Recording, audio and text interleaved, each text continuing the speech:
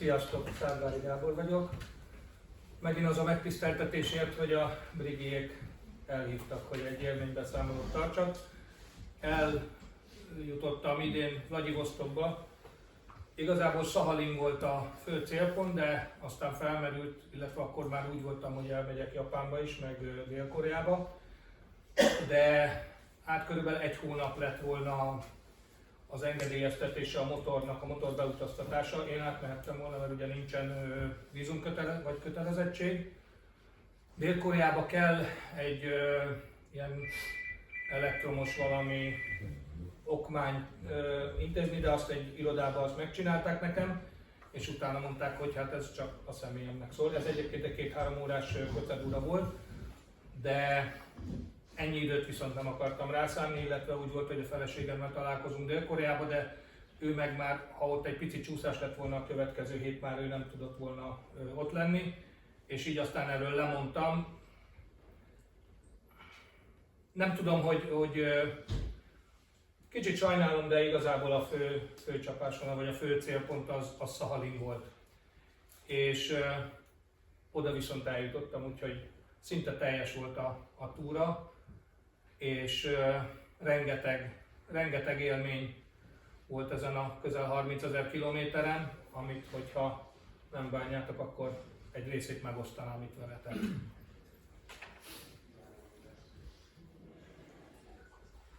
Hát ez a szokásos kezdő kép, igazából a csomagok.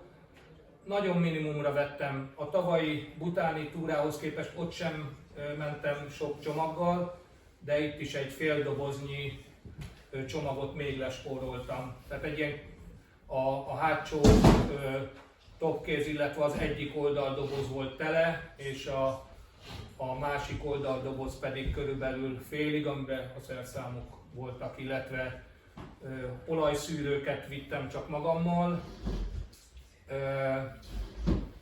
És igazából nem, tehát hogy én két rendruhát vittem csak, és minden nap, amikor lehető vagy módonban állt, akkor én ezt, ha más nem, tiszta vízzel, kézzel kimostam, és az tökéletesen megfelelt.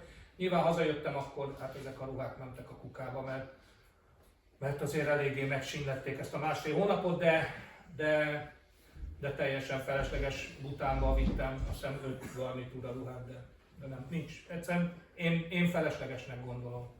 Az időjárás miatt meg mondjuk itt azért nem voltak olyan szélsőséges különbségek, hogy akár a nem tudom, 6 fokba is kellett motorozni, meg a 35 fokba is, úgyhogy egy sima aláöltöző volt nálam, és azt is azt hiszem talán egyszer kellett fölvennem.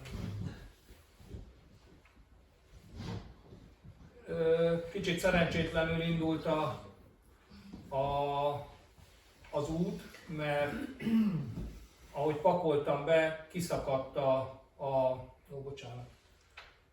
a hátsó doboznak a határolója. Ugye ez ilyen műanyagból van, és egészen egyszerűen elfáradt, elszakadt, és hogy gyorsan bementem a műhelybe, és a kollégáim csináltak fémből egyet, úgyhogy ott egy másfél óra csúszással indultam, a reggelhez képest, illetve amikor 10-11 között indultam el, de ez jó szolgálatot tett, egyetlen egy problémát okozott, amikor a tajgán ott eltévedtem és zuhogott az eső, és földúton kellett menni, akkor levettem az első plexit, mert annyira nem lehetett semmit látni, és azt éppen befér a hátsó dobozba, viszont hogy fém volt ez a határoló, ez kipörzsölte a plexit, úgyhogy maradt egy kis nyoma, de amúgy hát nyilván sokkal strapabíróbb, és azóta is működik szépen. Ez itt, mikor Törökországba, ugye Isztambulba beértem, igazából Törökországon átmentem csak, illetve nem átmentem, hanem ott ez a tavalyi túrán már nem volt hazafelé energiám arra, hogy elmenjek a halálútra, és ezzel kezdtem a túrát, úgyhogy az volt az első állomás, és akkor azon végigmentem, illetve hát ami maradt belőle, mert azért már egy elég nagy részét leaszfaltozták. Ugye ez kezdésnek olyan 100 km volt körülbelül. Hát ami igazán ilyen nehéz szakasz, vagy hát ilyen veszélyesebbnek mondható, az már szerintem egy ilyen 20 kilométerre zsugorodott, 20-25 kilométerre. Szerintem a terep nem volt annyira, hát ilyen köves, csúszós az út minősége, inkább ami nehézséget okozott, hogy borzasztó nagy köd volt, meg ilyen ködszitálás, és ezáltal azért a látási viszonyok nem voltak olyan jók, de tényleg nagyon-nagyon, ahol már kicsit kitisztult a levegő, azért látszott, hogy ez egy baromi szép környék, vagy szép hely az országnak. Keskeny út, ilyen nem túl jó minőségű, de egy picit talán rosszabb a híre, mint amilyen valójában. A Himalájában én mentem ennél sokkal rosszabb és veszélyesebb úton Nepálba. De mindenképpen érdekes volt, meg azért klassz volt. Hát ezek ott készültek, ezek a képek. Tényleg nagyon-nagyon szép volt, meg azért tényleg ilyen érintetlen helyek. Ezt annak idején az első világháború alatt az oroszok építették ezt az utat. Ugye a sziklafalba vájták bele ezt a körülbelül másfél autónyi széles, ugye nyilván egy teherautó kellett, hogy ott elférjen, meg a harci járművek. És egy autóval találkoztam, illetve azt hiszem 2 motorossal. Mindenki a másik irányból, ugye föntről a tenger felől jött Bajbút felé lefelé, én onnan mentem föl, de hát azért valószínű, én ezt nem tudtam és nem néztem utána, én sokat mentem lefelé a lejtőn, ők meg fölfelé, és a csúszós úton azért az könnyebb. Így lefelé azért ott jobban észnél kellett lenni, hogy ne csúszak el. Itt már vége volt ennek a rosszabb útszakasznak, és már az aszfaltos rész volt, és nagyon szép volt, nagyon-nagyon jól nézett ki. Ezek mind ott ezen az útszakaszon készültek ezek a képek. Egy hátsó gumit vittem magammal. Az első az a butáni túrát is kibírta, ott az 25 000 kilométer volt. Nyilván kagylósra kopott, de nem volt vele gond. A hátsó gumit viszont cserélni kellett, és az Pakisztánban is nehézséget okozott, és akkor inkább elvittem magammal egy hátsó gumit, viszont itt sokkal több aszfaltúton mentem, úgyhogy hát ott azt hiszem 18 000-nél cseréltem le Pakisztánba a gumit, de egy 2000 km még benne volt, itt azért 15-nél elfogyott, és akkor Vladivostokba le is cseréltem. Milyen gumit vittél? Michelin Anaki Adventure-t. Én azt használom most már nagyon régóta, lényegében még az ezres Afrikára vettem először, és nekem ez nagyon-nagyon bevált. Volt ugye Metzellerrel, nem, azt hiszem Dunloppal adták ki gyárilag, az 1001-es talán Metzellerrel, de én nekem mondjuk a tartósága miatt. Tehát, hogy a többit jobban elkapott. Maga a keverék minősége az szerintem majdnem ugyanaz, vagy szóval én nem éreztem, hogy csúszosabb lett volna, vagy instabilabb a motor. Nekem ez így nagyon bevált. Ez már, ezek a képek már Grúziába készültek. Ott csak megálltam enni valamit, meg inni, és akkor meg szép volt a táj, és csináltam egy-két fényképet róla.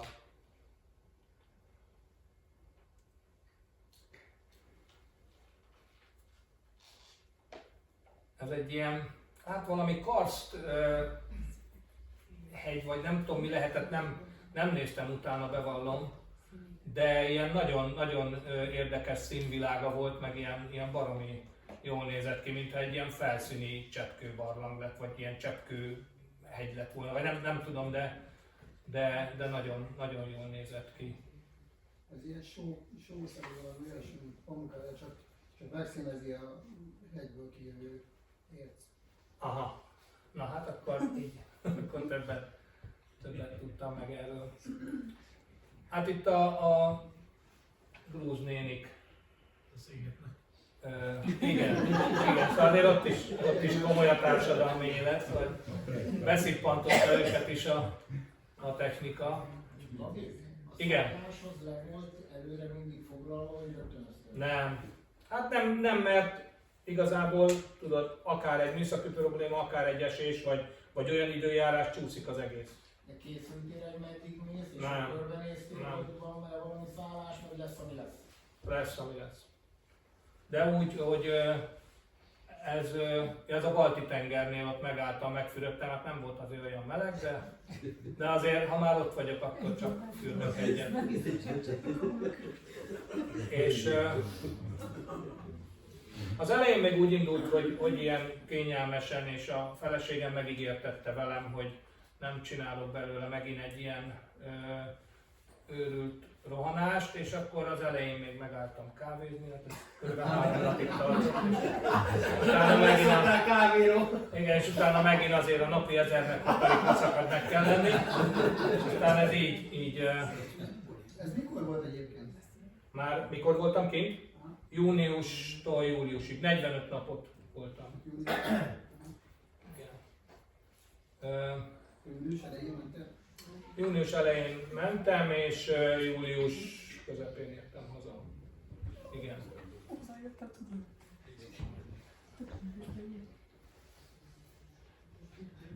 Hát ezek már kazaksztáni képek.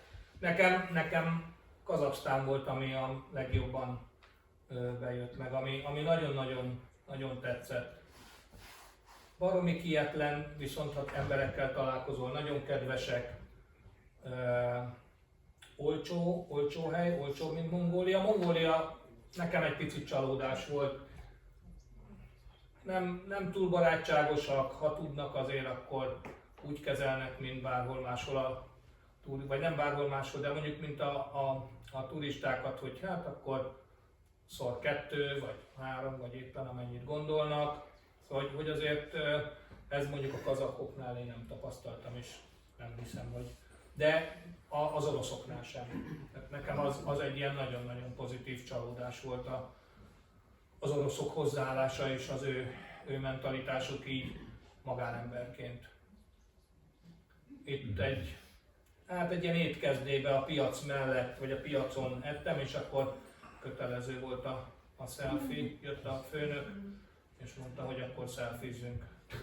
Mondtam, selfizzünk.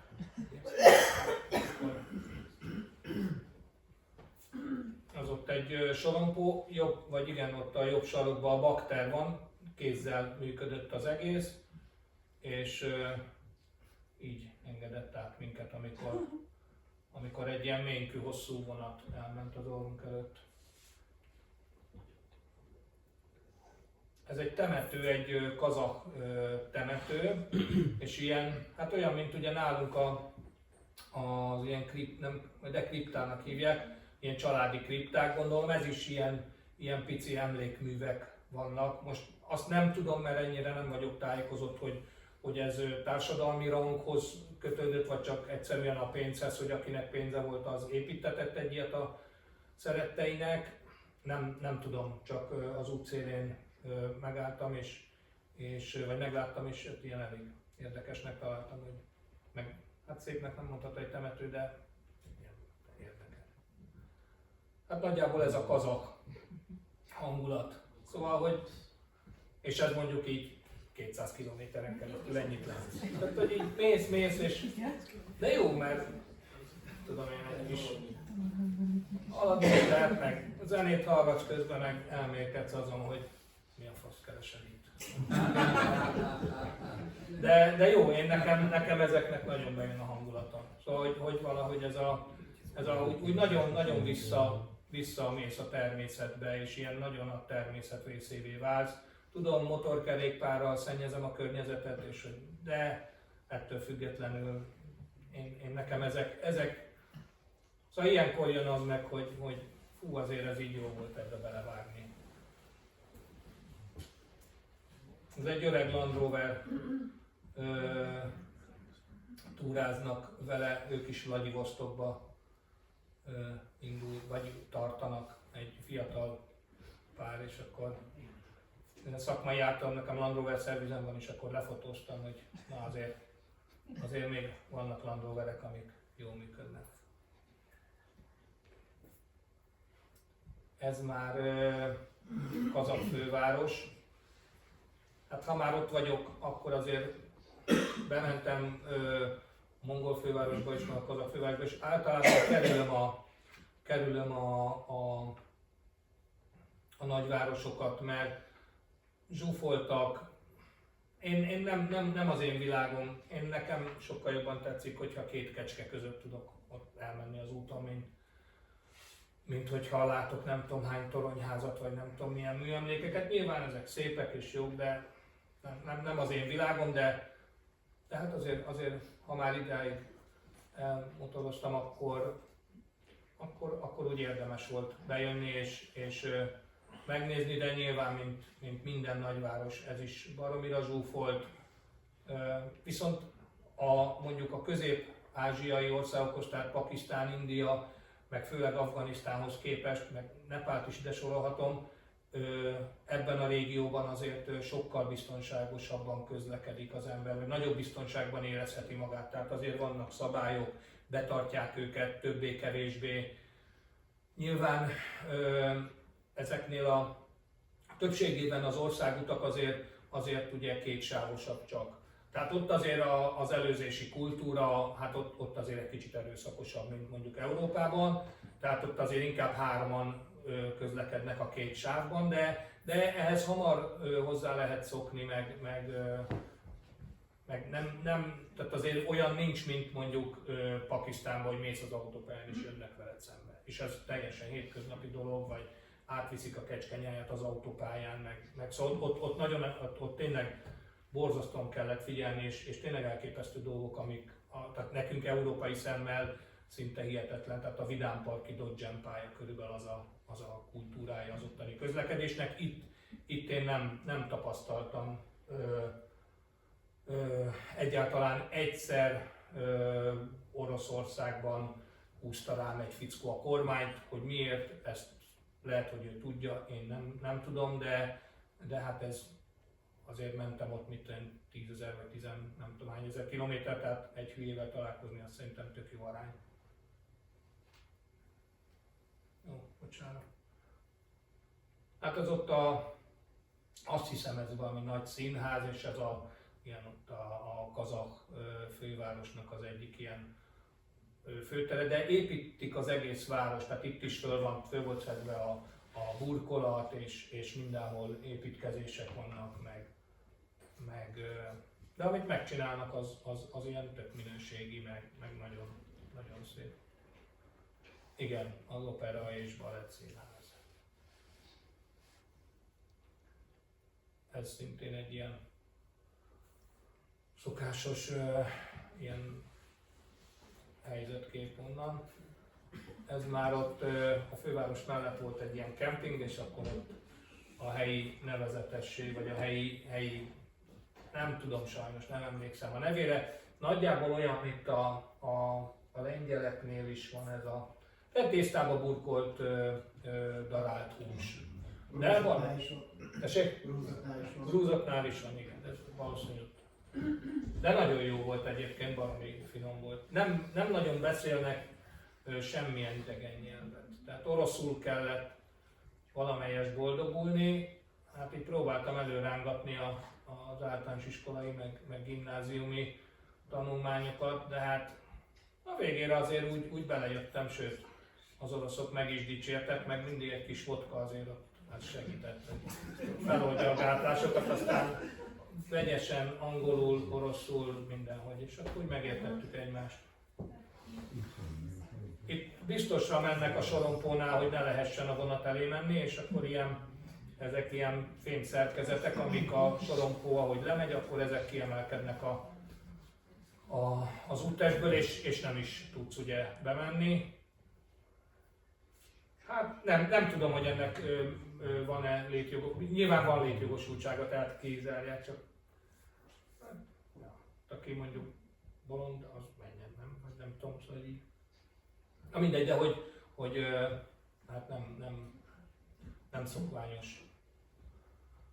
Ez volt az első szervíz. Én azért próbáltam ugyanúgy az átlag 6-7000 kilométerenként az olajat lecserélni, úgy is készültem a szűrőkkel. Az egy DCT váltós, ez az Afrika, és az jó is volt, mert abban külön egy kis szűrőt kell cserélni, és az nem lett volna. Olajszűrőt még tudtam volna venni, de az nem lett volna. Úgyhogy nem volt gond. Az egyik, illetve hát az egyik még csak éppen, hogy szivárgott az egyik telomból az olaj, a másik már folyt, és akkor megálltam egy szerviznél, és akkor mondták, hogy jó, kicserélik, és utána láttam, hogy csak az egyiket cserélték ki, úgyhogy Vladivostokba a másikat is ki kellett cseréltetni, nem tudom miért nem csinálták meg, de én voltam a trehány, mert nem figyeltem oda, mondták, hogy kész, kifizettem, eljöttem, és utána nézem, hogy basszus, hát. De az olyan éppen, hogy még csak ilyen olajfilmes volt, szóval nem gondolták, hogy most akkor azt nem csinálják meg, de na mindegy, de hogy egyébként az oroszoknál már elég nehézkes japán motorokhoz alkatrészt beszerezni, ugye a japánok is beálltak ebbe a szankciós sorba, és kivonultak a motorgyártók az oroszoktól, de azért hát behozzák szerintem más országokon keresztül, Koreán keresztül, vagy más országokon, úgyhogy azt hiszem itt nem, de Vladivostokba gyári Honda alkatrészeket raktak a motorját, tehát a Simmeringet raktak bele. Az olajnál mondták, hogy hordóba volt a motulolaj, de mondták, hogy azért az nem mindig biztonságos. Ha tutira akarok menni, akkor vegyem meg a flakonost, azt hiszem Likimoli volt, akkor mondtam, hogy jó, megveszem azt, és akkor azt rakták bele, hogy ennek van-e valóságtartalma, vagy csak a drágábbat szerették volna vele megvetetni, nem tudom. De aztán a másik szervizben is mondták, hogy valóban a hordós olajnak a minősége van, amikor... Hát nem mondták ezt így, hogy hamisítvány, de hogy hát nem ugyanaz van a hordóban, mint amit ráírnak. És könnyen találtál szervizt? Ezt ugyan a neten találtam, és akkor volt olyan, ahova elmentem, mondták, hogy itt csak kis motorokkal foglalkoznak, de onnantól kezdve, ha már egy helyre eljutottam, akkor segítettek. Tehát akkor ők telefonáltak, és akkor mondták, hogy itt van a hely, és akkor oda menjek, és ott akkor fogadnak, akkor várnak. Vladivostokban meg megtaláltam egyből azt a szervizt, aki hát aztán ő elvitt a telephelyére, ahol használt motorokat árult, tehát az egy nagyon komoly szerviz volt, egy baromi szimpatikus fickóval.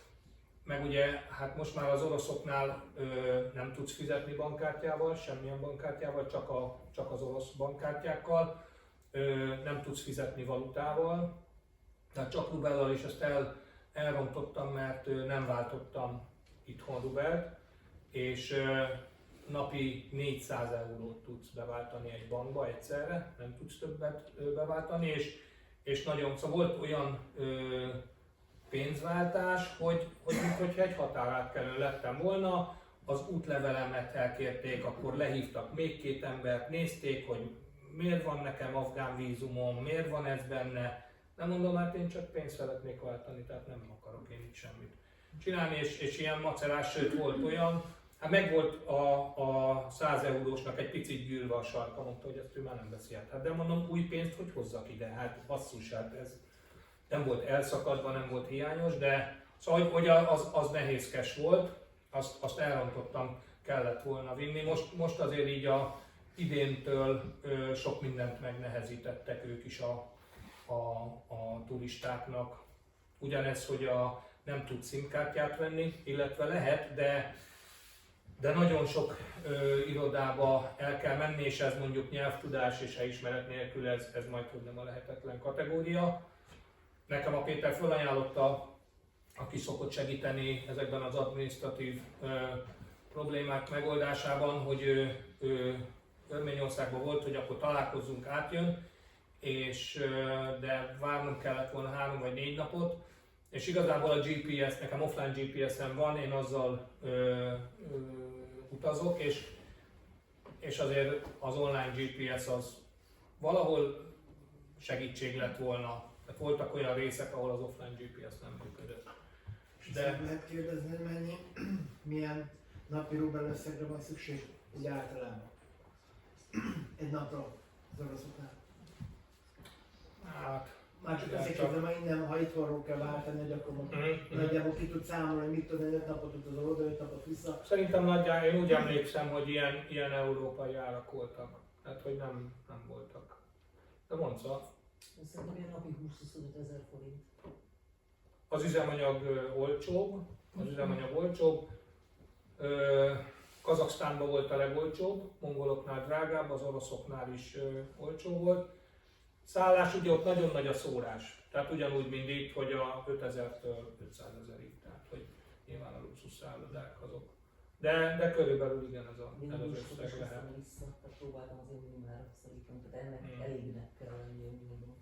Igen, körülbelül. Milyen vízummal mentél? Én a többszöri belépésessel mentem.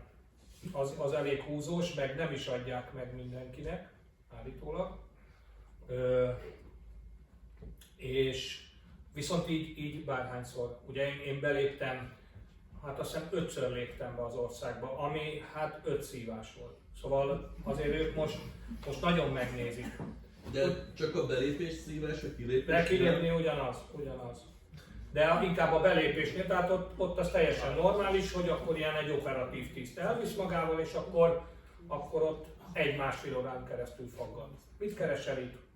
A legdurvább az a mongol-orosz határon volt. Én elmentem egészen a legkeletibb határátkelőhöz Mongóliába, ahol a földúton tudsz csak eljutni. Ott jól el is tévedtem, ott nem működött a GPS, a mongol oldalon is, meg aztán az orosz oldalon is. Úgyhogy ott baromi sokat mentem földúton, meg ilyen kicsit kilátástalan volt a helyzet. Na mindegy, és aztán mire nagy nehezen megtaláltam a határt este, akkor mondták, hogy hát itt már nincs, mert az zárva van este, 5-kor vagy 6-kor bezárják, majd reggel menjek oda, és oda mentem reggel, én voltam egyedül, hát ilyen hajléktalan, szatyros emberek mászkáltak át, tehát hogy csak a helyiek használták ezt a határt, és 8 órába tellett. És abból olyan 1-1,5 órán keresztül a telefonomat vizslatták. A programokat rajta nézték, hogy én nekem ilyen ismerőseim vannak, milyen telefonszámok és a többi. Ugye ez nem volt egy jó ötlet, én aggódtam egy kicsit, hogy az afgán meg pakisztáni vízumom ez nem lesz-e gond. Péter mondta, nem lesz gond, de azért felkeltette a figyelmüket. Nem akarták kérni egy másod útlevelet? Tehát Hát igen, csak de van 2, csak abban meg izraeli van.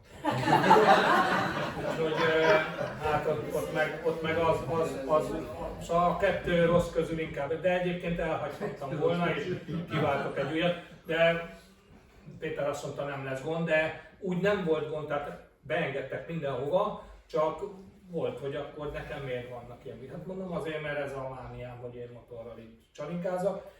És akkor hát elfogadták, de azért belenéztek a gatyámba is. De nem volt ebben ilyen rossz indulat, vagy nem volt azért olyan nehézségű, mint mondjuk az afgánoknál. Tehát ott tényleg ilyen nagyon nyomasztó volt, meg ott 4 nap volt mondjuk az egyik határnál, mire be tudtam jutni az országba. Itt azért ez a 8 óra volt a legtöbb, és aztán nagyon kedvesen mosolyogva mondták, hogy Lesz Dániel, vagy... És mi történne akkor mondjuk feltételező, csak mondjuk nekem az angolom nagyon rossz. Most én velem nagyon nem tudnád. Ők sem beszélnek. Hát csak nem magyarul. Most akkor így beszélgetnek, másfél órán keresztül faggatatnak, ugye érted? Ja, hát hoztak oda olyat, aki angol beszélt, meg hát valamennyit azért így tényleg úgy belerázottam én is az oroszba, és akkor úgy felváltva, de ott olyan szinten ment, hogy a gyerekeim hova járnak iskolába, a feleségemnek mi a munkahelye, mikor voltam katona, milyen beosztásban, mennyire ismerem a fegyvereket, nem, tehát hogy ilyen teljesen elképesztő volt az egész, és ilyen, na mindegy, aztán úgy látszik, hogy végül átmentem a vizsgán, mert beengedtek az országba, de az volt, és aztán kérdeztem, hogy mondom, mi a probléma? Tehát, hogy miért van ez az egész, és mondta, hogy azért, mert ezen a határátkelőn, ezen nem járnak át külföldiek, és semmi a francot keresek itt. Hát mondom, ezt én sem tudom egyébként, de hogy egyébként, szóval, hogy én el szerettem, tehát Mongólián én azt terveztem, hogy keresztül motorozok hosszába, és ez a legkeletibb határátkelő, mondta, hogy igen. Hát mondom, itt a válasz. Válaszok, akkor itt De azért ez gyanús, mert hogy ott is szinte járhatatlan az út, itt is a kecskenyájak között a füvön jutottam el nagy nehezen a határhoz, szóval így, hát mondom, jó, de hát ez a fejlődés. Célszerűbb inkább akkor nagyobb határt választani. Igen, és ez nekem Afganisztánban is ezzel szívtam meg, sőt Törökországban is. Ugyanez volt, hogy mindenhol azt gondolták, hogy rosszba sántikálok, a törököknél azt, hogy drogdealer vagyok, az afgánok kémnek néztek, itt is kémnek néztek, és hát éppen én olyan ártatlanul tudok nézni, és nem hatotta meg őket, mondták. Igen. Ez itt visszamentem megint Oroszországba, és egy szenzációs szállást találtam, egy ilyen kis faházat, ilyen patak mellett, ilyen kis kempingszerű volt, és ebbe laktam egy napot, de ez nagyon hangulatos volt, ez nagyon, nagyon klassz volt, ott sétálgattam egyet, meg nem sokat töltöttem el. Ez már a mongol határon, nagyon kevés motorossal találkoztam. Autóssal, mondjuk ahogy beléptem Oroszországba, onnantól kezdve egyetlen egy külföldi rendszámú autóval, személyautóval találkoztam, lakóautóval egyáltalán nem, már ugye európaival, és motorossal is, hát szerintem 6-7 motoros összesen, de mondta az orosz srácot, vele aztán ott, amíg szervizelték a motort, elvitt, megmutatta az egész, ugye ezt a használt motor részlegét is, meg beszélgettünk elég sokat, és mondta, hogy azért minden évben egy 8-10 külföldi beesik hozzá szervízre Vladivostokba. És azt mondja, hogy a háború kitörése óta én vagyok az első. De ugyanez volt, már visszafelé jöttem, a Bajkált már elhagytam, és hát most nem emlékszem a város nevére, ott is bementem egy szervizbe, ami Yamaha szerviz volt. És ugye a Yamaha kivonult, volt egy pár kínai motor, meg quad ott a fickónak, de egy nagyon komoly, gyönyörű, szép bemutató terme volt, meg egy nagyon szép volt az egész alul műhely volt. Egy ilyen idősebb szerelő dolgozott ott, és mondta azt, mondja, figyelj, nincs semmi. Szóval tönkre mentem. Azt mondja, ezeket a szarokat próbálom eladni, de ez nem Yamaha. És mutatta, hogy egyedül a Yamahának a gyári olaját azt tudja beszerezni, és kész. Motorcsónakokhoz árult alkatrészeket, és azt mondja, hogy kész, meghalt az egész. És ugyanezt mondta, hogy külföldi motoros azóta nem esett be hozzá, és előtte ő is ugyanezt mondta, hogy azért így a motoros szezonban azért ő is szervizelt külföldi motorokat. De ez a srác, ez egy francia, ő angol volt, és egy 690-es KTM-mel jött le. Hát ez szerintem jó nagy bátorság KTM-mel nekivágni, és ő is mondta, hogy mondom, és hogy bírja a motor? De akkor sejtett, hogy lelke van a gépnek. És akkor... De mondta, hogy hát nem is tudom, már ilyen 100 000 kilométer körül van benne, és hogy teljesen jól vizsgázik, és egy francia sráccal utaztak együtt, valahol találkoztak, és aztán azóta együtt mennek. És ez a fickó pedig, ez egy chilei faszi, egy ilyen öreg KL 500-assal, 7 éve van úton. Elindult Chiléből, fölment Alaszkába, akkor Alaszkából ugye visszajött a keleti partra, és akkor onnan áthajózott. Afrikában nem ment le, ott nem volt, de nem jutott el Indiába, oda repülővel kellett átmenni, mert valahogy nem tudta elintézni, hogy a motorral be tudjon menni, úgyhogy ha jól emlékszem, talán Törökországba lerakta, és akkor ez az afgán-pakisztán-indiai rész, ott valami bérmotorral ment, meg mindegy, szóval az egy kalandos volt, és aztán mondta, hogy Vladivostok a végcél, és akkor onnan azt hiszem vonattal viszi vissza a motor Bulgáriába, és ott van valami haverja, és most nem tudom, hogy visszaviszik a motort, vagy a motor itt marad, de mondta, hogy hazamegy, mert most már így így elég volt.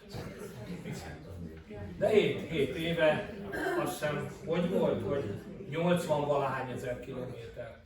Az a zsebre dugott kézzel van, Gábor? Nem, az nem ő volt. Nincs a srácról kép, ami nem csináltam róla, de hát úgy látszik rajta, hogy egy csodabogár, szóval nem egy hétköznapi figura, de egyébként ilyen... Tessék? Nem Erike volt véletlenül? Milyen? Erike? Nem? Nem emlékszem, de szerintem nem. De nem tudom így a nevét. Meg nem tudom, hogy ő csinál-e, ugye lehet-e őt követni, vagy van valami... Hát én úgy gondolom, hogy a fizimiskája hogy nem, tehát ő leszarja. Ő elmegy, és mondja is, ő elmegy valahol, ott van 2-3 hétig, jól érzi magát, elmegy egy kicsit offroadozni, és akkor aztán tovább áll. Tehát, hogy nem ez a teljesítmény túra, hanem ő csak ott csavarog össze-vissza. Nem tudom, örökölt, vagy nyert, vagy csak egyszerűen jó körülmények között. Tehát nem dolgozni áll meg, azt legalábbis nem azt mesélte, hogy ez már Mongóliába, hogy beértem, és az egyik ilyen ott tök szívesen pózolt nekem a kisrác, ott terelte a marhákat, és hát ez a mongol táj. Tehát, hogy így, igen, nagyjából Kazaksztán 2, tehát körülbelül ugyanaz a hangulat, ugyanaz a kietlen tája, tehát ugyanez, hogy több száz kilométeren keresztül egy-két autó.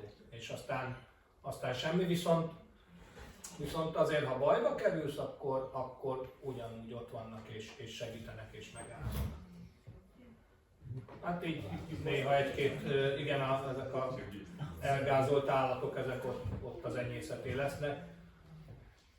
Ezek szintén ilyen teljesen természetes, hogy ott mászkálnak a tevék az úton, és nagyjából, tehát hogy ilyenek az utak, tehát nincsenek autópályák, de olyan gyér a forgalom, hogy azért ezeken is baromi jól lehet haladni.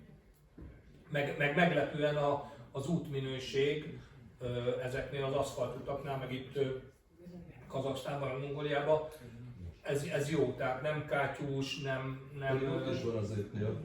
Tessék? Ott is van tél. Igen, de valahogy így jobban megépítik, vagy nem tudom, hogy mi múlik ez az egész. Nagyobb erőkkel vonul föl. Igen. Hát itt a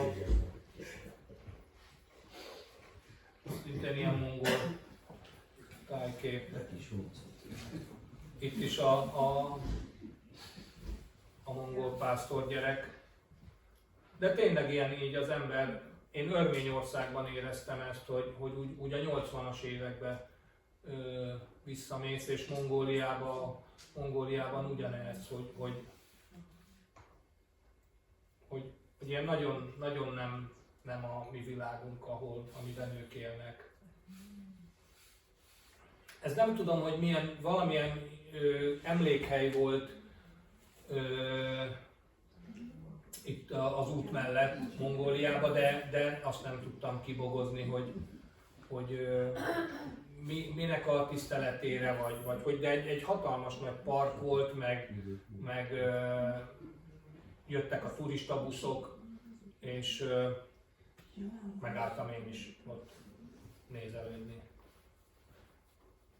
Volt ott egy ilyen hatalmas nagy sas, és először azt hittem, hogy az csak ott sétálgat, és mondom, ez hogy a fenébe, hát nem, oda volt láncolva, és ez a kisfiú, aki ott a helyi butikot, vagy a butikban volt ilyen árus, az néha kijött, és akkor így mutatványoskodott a sassal, és akkor kapta érte a baksist, meg a tapsot, és akkor ott azt fotóztam le, amikor így fölvette De ez egy ilyen hatalmas termetű volt.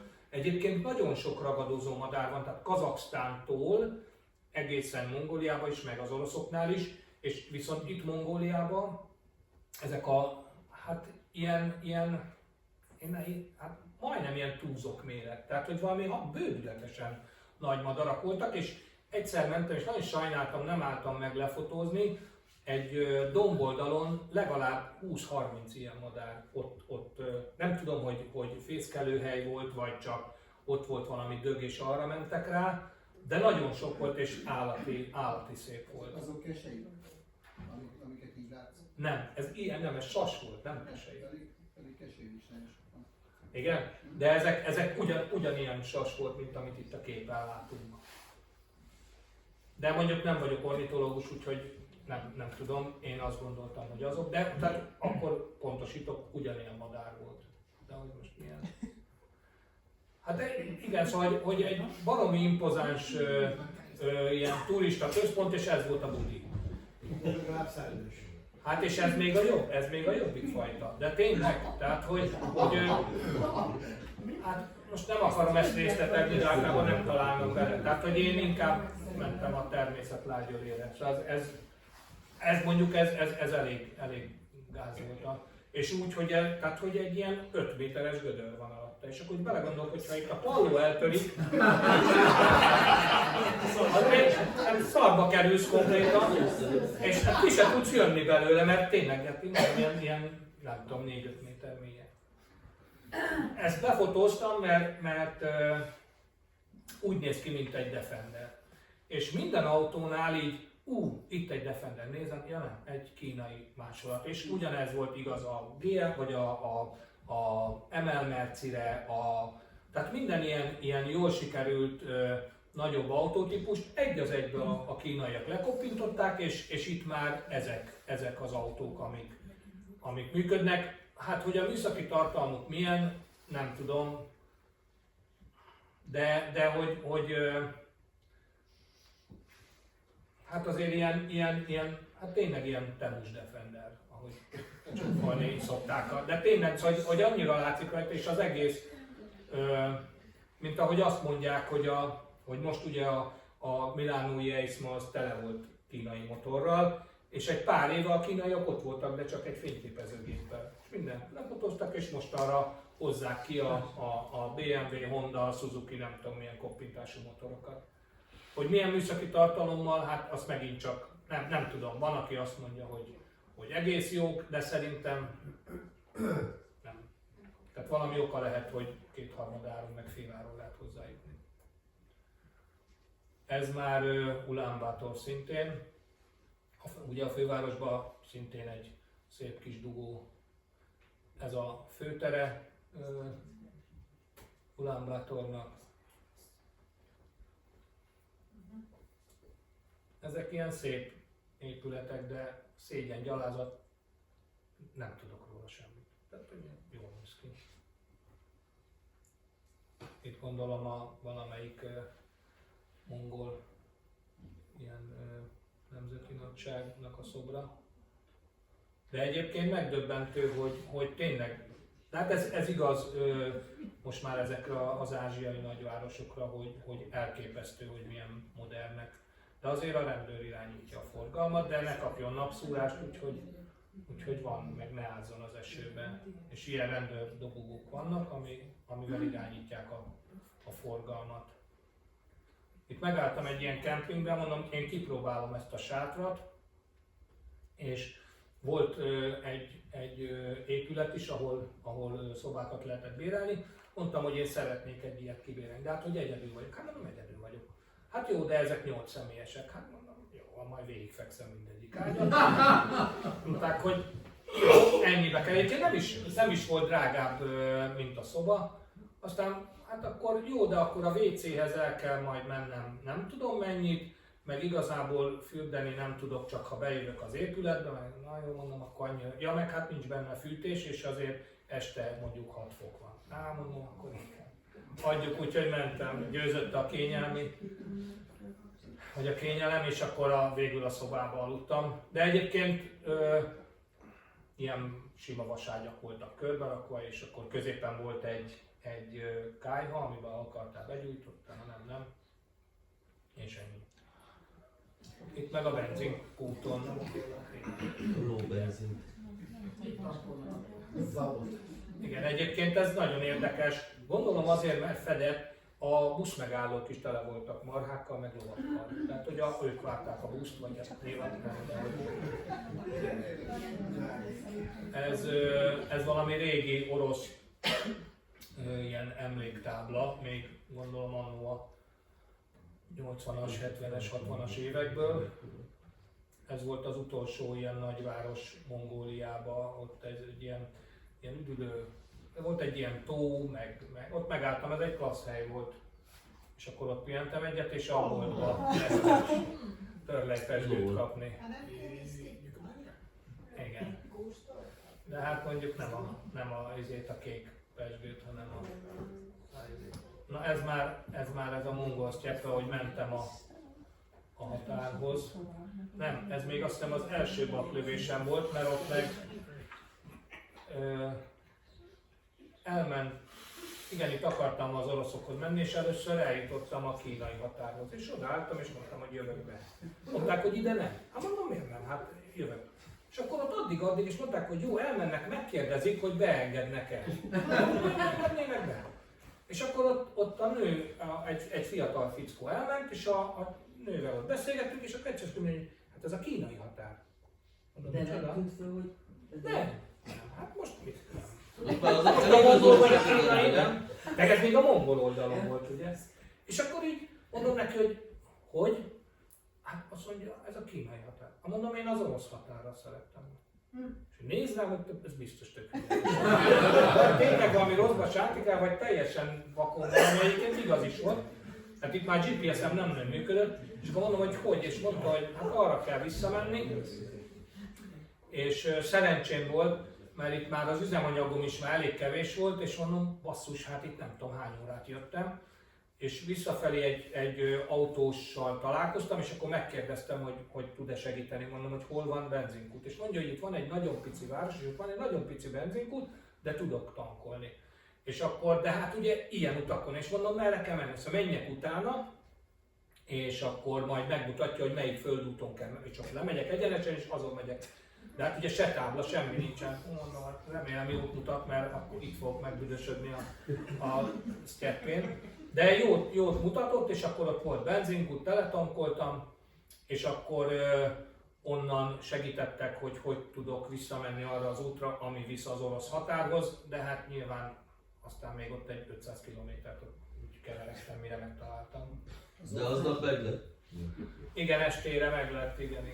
Az offline- Itt is segített a fickó, tessék? Az offline képeknél mit mutatott? Tehát, hogy Semmit össze-vissza, a kínai határt mutatta az orosz határnak, és akkor arra mentem, meg volt, ahol semmit nem mutatott. Tehát, hogy egyszerűen teljesen vakon voltam, és annyi segítséget kaptam, hogy volt egy vasútvonal, és mondták, hogy ez a határra megy. Tehát amellett menjek, de egészen egyszerűen volt, ahol nem lehetett követni, mert olyan volt mellette a föld, tehát nem volt út, és akkor próbáltam azért úgy, hogy hát ameddig így láttam, hogy az merre megy, de volt, hogy már nem tudom, ilyen 1 kilométerre voltam tőle,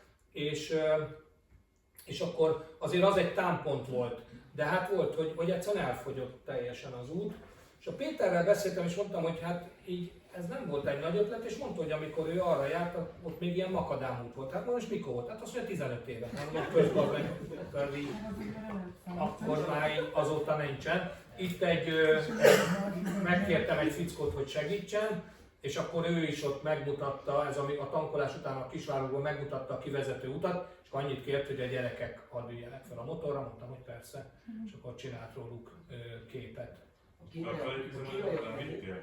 Bocsánat? Tartaléküzemanyagot nem vittél? Nem, mert az Afrikának majdnem 25 literes a tankja. Ha így bóklászok a földúton, akkor az egy olyan 500 kilométerre elegendő. Tehát, hogy azért az úgy, azzal nem volt probléma, és igazából egyszer kifogyott az üzemanyagom, de az én hülyeségem volt, mert most lusta vagyok megállni majd a következő benzinkút, csak 10 kilométerrel elmértem, úgyhogy le is dadogott.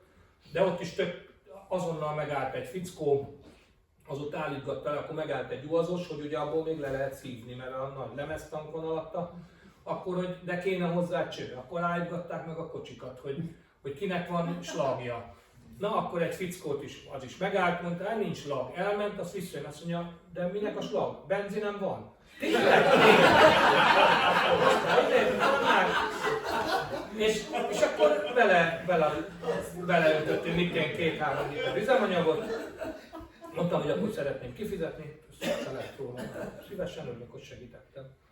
Kínaiak indokolnak, megindokolnak, hogy miért nem mehetsz át a határon? Mert Kínában nem tudsz én átmenni. úgy tudom, hogy uniós állampolgárok vízum nélkül mehetnek. Igen, de a motort nem tudod bevinni, és át kell rendszámozni a motort, és csak kísérővel mehetsz.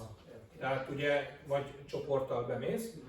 Azt nem tudom, hogy ha ott autót bérelsz, közlekedhetsz-e, de mindenhol a jármű a nehézsége. Tehát ugyanezzel szívtam meg Japánba is, hogy ezért nem mentem be.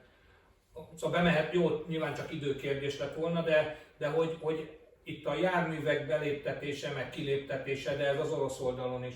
Tehát amikor Japánból, ha visszajöttem volna a Vladivostokba, akkor 4 napra a motort is a vámraktárba be kell rakni, amíg ők meg nem csinálják a papírokat, addig ugye Vladivostokba ott ücsörögsz, és utána visszamész, akkor gondolom e-mailt küldenek, vagy nem tudom, vagy telefon, vagy bárhogy, és akkor úgy kapod vissza a motort. De arra is azt mondták, hogy olyan 4 nap körülbelül.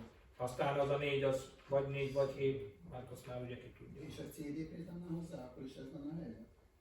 Vagy? CDP-vel mennél. Az- Állítópasszázsal. Ja, a kárné? De itt nem kérik a kárnét. Azt értem, de az Teljesen mindegy, azt se tudnák mi az szerintem. De egyébként azt a pakisztániak se, vagy hát ők tudták, hogy mi az, de kitölteni nekem kellett figyelni, össze-vissza akartak írogatni bele. Úgyhogy az afgán például ki se töltöttek. Az afgán az semmit nem ismer el, az az ő saját törvényei szerint jár el, ő leszarja ott a kárnét, tehát hogy ne is mutogassam neki. Az iraki dettó, ő se írt bele semmit, pedig hivatalosan ugye a Irakba is már kell a kárné, de hogy hát a pakisztániak, ők meg az indiaiak, nepáliak, de például Bhutánba ugyanúgy nem írtak be. Mert mondjuk az közigazgatásban szólt, van valami összefonódás Indiával, így nem vagyok ezzel teljesen tisztában, de tehát van határ átlépés, meg van határ, de például az indiaiak tök könnyen közlekednek, ugye Bhutánba is csak kísérővel mehetsz. Meg napi díjat kell fizetni, napi $100 annyi azért az államnak, hogy ott tartózkodsz, illetve ha a saját járművel mész, akkor még plusz $50. A szövetségi Irakban kiérték ezt a kárnéti passzást, mert mi voltunk a kurdisztáni részen. Én a kurdisztáni voltam, csak nem kérték, nem, ott semmit. Iránba már kérték. Irán volt az első, és utána pedig végig kérték. Illetve az afgán nem kérte, és aztán utána a India, Pakisztán meg ezek már kérték. Ez itt, amikor eltévedtem, és a tehén csort. Tehát ő velük ott, igen, néztek, mint borjú az új kapura. Igen, és aztán a bika így kivált a csordából, és így elindult felém, és ilyen, basszus, akkor inkább megyek. Csajnak nézett? Hát, motor szerintem. Megtetszett a színezet.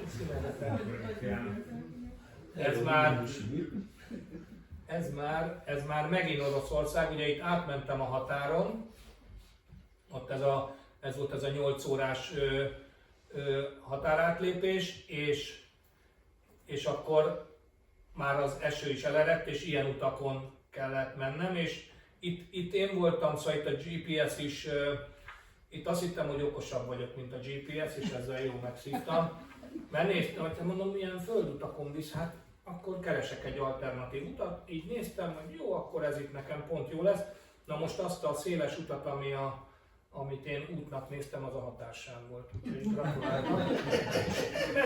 Mentem szépen, már majdnem elértem azt a várost,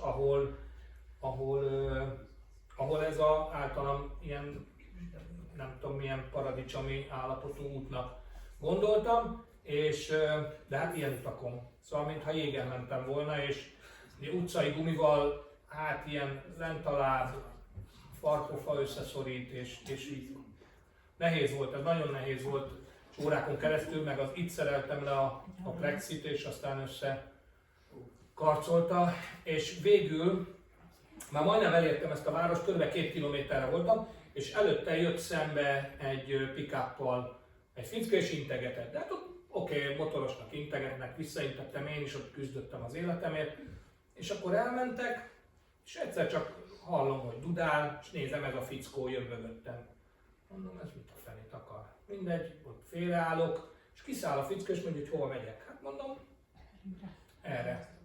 És azt mondja, de hova akarok menni? Hát mondom, itt van ez az út. Azt mondja, az nem út, az ott itt vége annál a városnál, vége az útnak, ott a tajga van. Tehát meg van egy kőbánya, de hát ott csak a kamionok járnak meg, ez járhatatlan az egész. De mondom, ez nem út, nem, azt mondja, az a határ.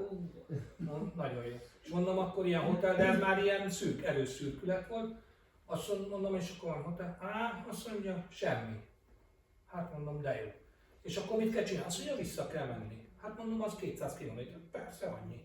Hát mondom, az 5 óra. Amit csinálok, hát nem tudok, és aztán kiderült, hogy az ott a tigriseknek az élőhelye, tehát még ott az sem volt opció, hogy ott alszom egyet a tajgán, és mondta a fickó, hogy viszont neki van egy telephelye, és hogy akkor ő befogad engem, és egy ilyen raktárat kaptam, és akkor itt alhattam egyet, és a gondnok főzte borstlevesből megvendége, vagy borstlevessel megvendégeltek, egyébként valami finom volt. Szóval ez a minden bele leves, de nagyon jó volt, hát meg baromi éhes voltam, és nagyon-nagyon kedves volt, tényleg akkor segített utána, hogy merre menjek, hogy menjek.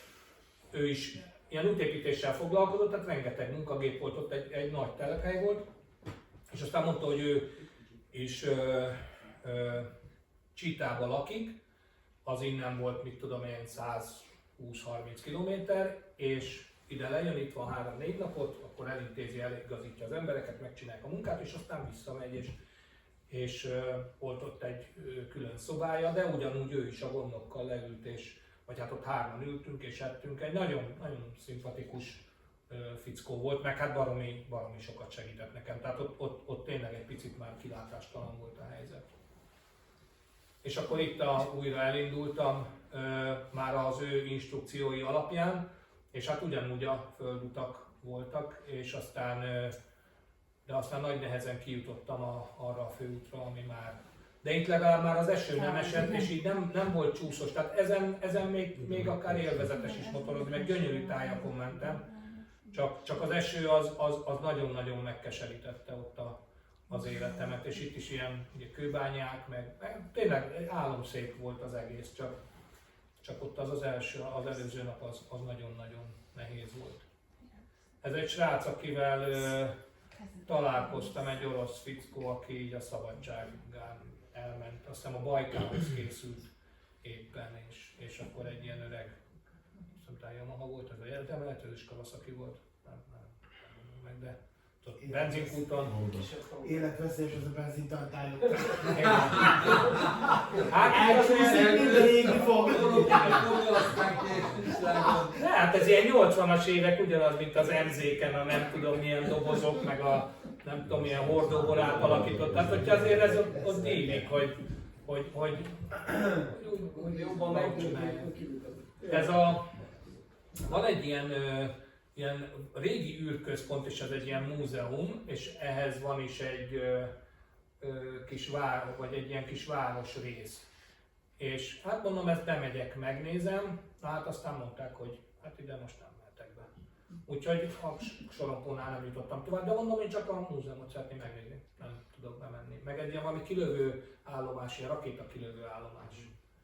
És mondták, hogy ezt most így tekintettel a helyzetre, ezt most nem lehet megnézni külföldinek. De mondom, itt mennek be. Hát igen, mert ők itt dolgoznak, meg itt laknak. Ja? És mondtam, hogy nincs erre, hogy nincs. Úgyhogy ezt itt le tudtam fotózni a bejáratnál, és aztán mentem tovább. Ilyenek voltak ott a benzinkutak, hogy így valamit mutatott ez a műszer, és utána mondtak egy számot, hogy mit kell fizetni. Tényleg egyébként Butánban volt ugyanez, hogy kijött a fickó, és akkor a kis számológépen beütötte, és ennyi. De nem volt gondom. Volt hát ugye itt mindig az oktánszám volt 80, nem? Az még nálunk volt annó a normál benzin, azt hiszem itt talán 88-as volt a legkisebb, vagy 84-es, valami ilyesmi, de azt hiszem egyszer kellett tankolnom. Tehát, hogy egyébként lehetett 92, 95 ilyeneket. Nem volt ezzel gond. Ez egy orosz ilyen barna sör, és tök finom volt. Így a szállodába este, amikor megálltam, kajáltam, és akkor ittam egyet. Ez már Vladivostok. Igaz? Hát én szerintem nem mentem be eddig. Tudod, én csak szervizeltem, aztán szavaztok. Igen, ilyen nem mentél be a városba? Hát egy 15 kilométerre mentem el, de hát a városközpont a láthatáron nem volt még. Ja, aha. Hát én nem mentem a kikötőig, mert gondoltam, hogy... Ja, mert az, egyébként az alapelképzelés az volt, kinéztem, hát megint ilyen nagyon okosnak gondoltam magamat, persze jó pofára estem, Szahalinból megy komp. Hát mondom, tök jó lesz, átmegyek Szahalinra, Szahalinból átmegyek Japánba, ugyanaz egészen az északi pontja, onnan szépen végigmotorozok Japánon, és visszajövök Vladivostokba, és úgy jövök haza. Mondták, hogy persze, ez tök jó, csak az a komp, az teherkomp. Ott személyforgalom 15 éve nincsen. Na, akkor már itt bukott a projekt, De utána akkor nőpénz ellenében sincs. Hát Jó, ugye, jó, amikor Szahalinra már, tehát akkor lejöttem először Vladivostokba, mert ez útközben kiderült, és akkor Vladivostokból, akkor még volt az az opció, hogy akkor jó, egy hetet mondtak, hogy egy hét alatt megvannak a papírok. Mondom, akkor elszaladok gyorsan Szahalinra, átmegyek, hát ez egy nagy ökörség lett volna, mert rohadtul kikéstem volna a hajót. Tehát, hogy én azt hittem, hogy jó, hát ez mit tudom én, 800 km, egy nap alatt fönt vagyok, utána visszajövök, de hát ott ez a komp, tehát olyan, mintha tehát az orosz, az is orosz terület, de ugyanúgy, mint hogyha egy határátlépés lett volna. Tehát mindenféle papírok, nem tudom, vagy 4 irodába kellett elmenni, adtak mellém egy ilyen tisztviselőt, és akkor ő vele kellett illetve ő ment elő kocsival, én mentem mögötte motorral, és akkor mindenféle engedélyeket kellett beszerezni, hogy tehát mint hogyha mondjuk, nem tudom, hát át akartam menni ugye, de ugyanúgy orosz területre. És nagyon macerás volt, úgyhogy az jobb, hogy így nem vágtam bele, mert az megint csak egy ilyen őrület lett volna, meg hát nem voltak jók az utak, szóval hogy azért ott azért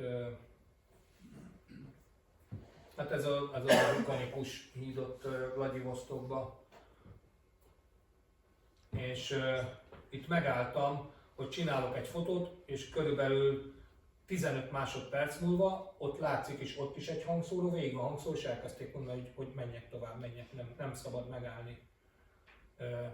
Hogy ez is ilyen biztonsági intézkedés volt, vagy egyébként azért, hogy a forgalmat ne tarts föl, de hát ugye motorra itt egészen a szélére lehúzottam, de egyből elkezdett ott harsogni a hangszóró, hogy menjek tovább. Ez már a kompon van, hát ilyen, tehát olyan 70-es évek hangulata, abszolút. Ez a komp nagyjából szerintem azóta nem is történt vele semmi, tehát ilyen leszakadva a szerkelény ajtó. Tessék? Hova lehetett volna azzal a telefont húzni? Hát gondolom hát mondjuk azért nem volt személyzet, már úgy, hogy a hajón volt személyzet, de hogy egyébként nem volt semmilyen kaja lehetőség, se víz, semmi. És amikor beszálltál, 15 órás volt az út, kaptál egy fél liter vizet, meg kaptál egy ilyen zacskós levest.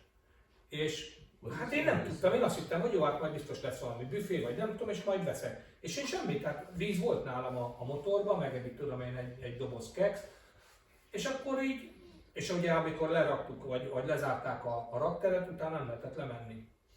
És akkor ott álltam, hogy na mondom, akkor bőjt nap, mert akkor ez a fél liter vizet behoztam, meg azt olyan szarul nézett ki, hogy azt megsejttem.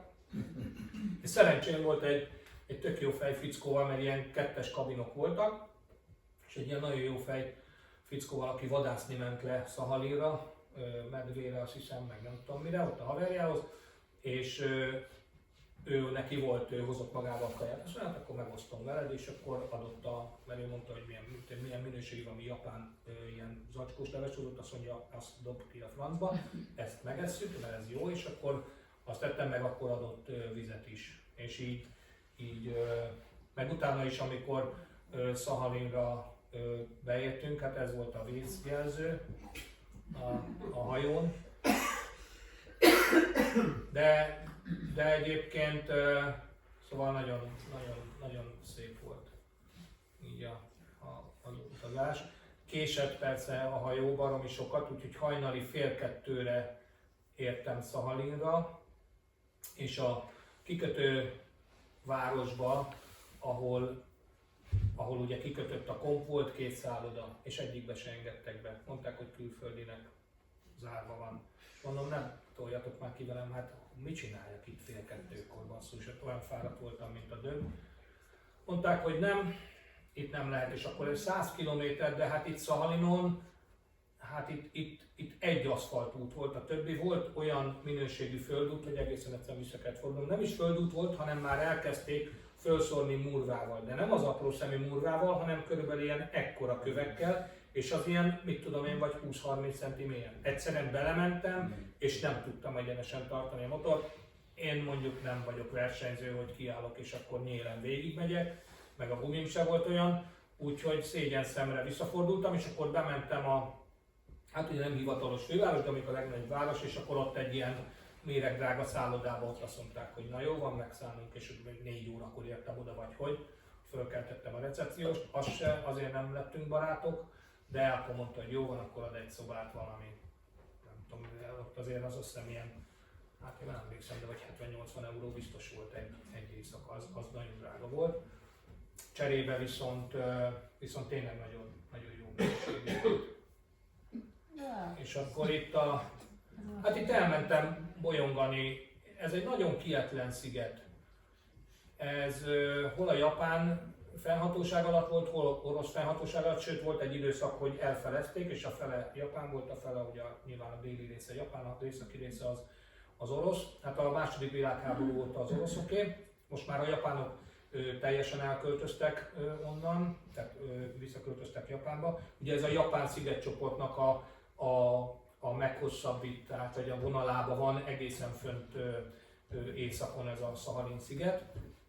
És hát itt is hoztam egy nagyon jó döntést, gondoltam, hogy lemegyek én, és majd milyen jó képet fogok itt, majd hencegek, hogy a tengerparton én ott motoroztam. Na idáig jutottam, mert elsüllyedtem a homokba, és akkor próbáltam ott egyedül kiásni. Hát az megint jó sikerült, mert akkor nem mondom, leveszem már a dobozokat is, hogy könnyebb legyen, és akkor valamennyit ástam, akkor próbáltam így ki, hogy lendületet veszek, és akkor kijövök ebből a mély homokból, és ott följebb már nem volt olyan mély a homok, gondoltam, hogy onnan már vissza evickélek valahogy, és akkor addig ástam, hogy a motor meg eldőlt. És akkor így próbáltam fölállítani, de hát csak túrtam, mint a vaddisznó a sarat, a motorra, nem bírtam felállítani, nem mondom, mit csinálják. Kimentem a főútra, és integettem. De hát így mindenki elment mellettem. Mondom, jó van, akkor fogtam a sisakomat, azt vittem magammal. Az első autó megállt, meg gondolta, hogy valami bajba kerültem, ugye motoros, és akkor szerencsémre 2 ilyen markos orosz gyerek volt. Mondtam, hogy figyeljetek, van egy kis gondom, hogy hát elsüllyedtem, és hogy eldőlt a motor. Mi a problém? Jöttek, és akkor fölállítottuk a motort, és akkor ki is toltak, akkor ki tudtam jönni, és akkor úgyhogy nem lett ilyen romantikus tengerparti kép. Csak ez, hogy emlékezzem arra, hogy néha milyen hülye vagyok. Hát így az útról volt, de egyébként tök hihetlen volt az egész, nem volt jó idő, ez is ilyen volt, egy ilyen romantikus elképzelés, hogy én majd ott fürdőzök egy kicsit, meg milyen jó lesz, hát semmi, 15 fokos volt a víz, meg hát fújt a szél, borzasztóan hideg volt. De így motorozni, meg kirándulni így volt. És akkor ott a szigetnek igazából a közepét, meg a déli részét jártam be, de ugye olyan kevés járható út van, hogy igazából egy nap alatt be tudtam az egészet járni, egészen föl az északi részre nem mentem, de hát itt a halászok, a helyi halászok, ahogy nem tudom, hogy most javítják-e a hálót, vagy akkor bogozták ki, vagy azt nem tudom, de ott a hálóval. Hát ilyen utak voltak végig. És ezek a jobb minőségű utak voltak. Viszont tényleg itt is egyszerűen szenzációs, tehát hogy olyan kietlen volt, és olyan közel került az ember a természethez, ami nagyon, nagyon klassz volt. És akkor itt már visszafelé jöttünk, és találkoztam 2 orosszal, az apjával, Iván volt a fiú, és Vladimir volt az apuka. és ők ott egy vagy 2 hetet voltak Szahalinon, és akkor együtt mentünk vissza a hajóval, és aztán hát ilyen volt a kabin. Tehát ez volt a kabin. Ott ilyen, hát látszik, hogy a szekrényajtó milyen kilincsel volt, vagy ilyen zárral volt megoldva. Tehát, hogy tényleg 70-es évek. Ez már a kikötő az orosz oldalon. Hát ez ilyen igen, ez Szovjetunió, szóval hogy ez. És itt a Vanyinóban ugye az orosz oldali határátkelő, itt átértünk, és akkor mondtam, hogy én el is indulok. Mondták, hogy ők nem indulnak el, mert hogy valószínű, hogy eső lesz. Jó, persze. Na majd én tudom. Elindultam, de olyan vihar volt, hogy egyszerűen semmit nem láttam. És akkor ott gyorsan fölvettem az esőruhát, de közben már egyszerűen autókkal félreálltak, ömlött az eső, meg már hömpölygött a izén. De mondom, basszus, hát vissza kell jutnom. Ott láttam, hogy Vanyino fölött még így viszonylag az égbolt az kicsit tisztább. És akkor valahogy visszavergődtem, de hát az is egy ilyen haláltánc volt. És mit ad Isten, találkozom velük a szállodában. Mondják, na milyen volt az út? Nagyon jó volt. És akkor mondtam, hogy hát mondom, igen, meg én azt hittem, hogy okos vagyok, de kiderült, hogy csak hülye.